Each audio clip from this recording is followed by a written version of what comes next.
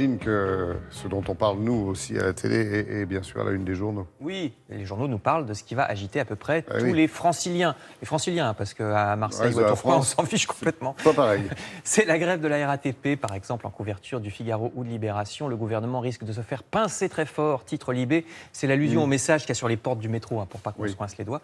Le Figaro nous rappelle que c'est la réforme des retraites qui suscite ce mouvement social. Et attention, ça ne sera pas le seul mouvement ces prochains jours. Les Échos nous apprennent que les cheminots de la SNCF pourraient suivre le mardi 24 et dès ce lundi, les avocats, les infirmiers ou encore les stewards manifesteront à Paris. Je vous renvoie à l'article des Échos pour le détail, mais là aussi il s'agit de la réforme des cotisations de retraite de ces professions. Certains avocats verraient leur taux de cotisation passer de 48 à 60% de ce qu'ils gagnent et les retraites des infirmières libérales pourraient chuter de presque un tiers, selon le journal. Ouais. Plus généralement, sur ces questions, je vous renvoie à un article de Libération.fr qui parle de la santé au travail, parce que l'un des arguments de la réforme des retraites, c'est qu'on vit plus longtemps avec des métiers qui sont moins pénibles qu'autrefois, le conducteur de locomotive ou le mineur de fond, par exemple. Alors c'est vrai qu'à notre époque, il y a moins de risques physiques, mais on ne dit pas assez, dit l'article, qu'il y a une augmentation de la pression psychologique. Selon les propres chiffres du ministère du Travail, déjà, il y a les nuisances sonores du fait du développement des bureaux en open space, c'est-à-dire parfois 200 personnes dans un immense bureau avec un brouhaha permanent. Avec les ordinateurs, notre travail est de plus en plus surveillé. Les conséquences peuvent aller jusqu'à des maladies cardiovasculaires et des dépressions. Donc c'est très sérieux.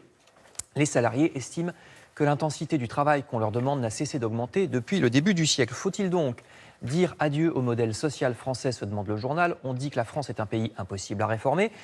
Et pourtant, les transformations ont été nombreuses ces 30 dernières années. Or, elles sont toujours allées dans le sens réclamé par le patronat, je cite l'article, avec une inspiration systématiquement libérale. Et alors qu'Emmanuel Macron et d'autres hommes politiques nous promettent depuis longtemps une flexi-sécurité à la danoise, eh bien, à la fin, on obtient généralement une augmentation de la flexibilité. Et pour la sécurité, on attend toujours, comme lors de la récente réforme de l'indemnisation chômage, estime cet article donc de Libération.fr. Je passe à l'autre sujet du jour, Richard Ferrand.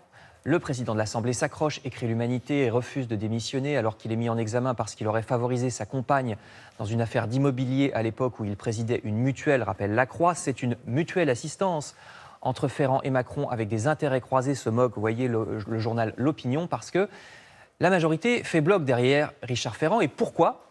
Se demande Le Figaro, vous voyez en couverture. Eh bien parce qu'il est dur à remplacer, répond Libération. Emmanuel Macron disposant de peu de politiciens expérimentés autour de lui, ce qui justifierait donc ce maintien de Richard Ferrand à son poste. Alors que le même Richard Ferrand ne s'était pas privé de critiquer François Fillon à l'époque où ce dernier refusait lui aussi de retirer sa candidature malgré une mise en examen. En 2017, regardez, Richard Ferrand écrivait sur Twitter que François Fillon a perdu toute autorité morale, etc. Donc des sites web comme l'Obs ou le Huffington Post reproduisent ces tweets qui effectivement ne manquent pas de sel aujourd'hui. Je termine avec un article de La Croix qui aussi nous parle de valeurs. Dans la future Commission européenne, il y aura un commissaire chargé de protéger notre mode de vie européen et ça sera le commissaire chargé de l'immigration. Je cite l'intitulé. Alors cet intitulé est donc considéré comme scandaleux par certains, tandis que d'autres estiment qu'il n'y a pas à rougir d'affirmer qu'il y a un mode de vie européen et qu'il faut le protéger. Donc c'est un très vaste débat. Je vous renvoie à cet article de La Croix parce que La Croix est pas mal justement sur les débats de fond. Vous trouverez ça dans le numéro d'aujourd'hui. Merci beaucoup Frédéric.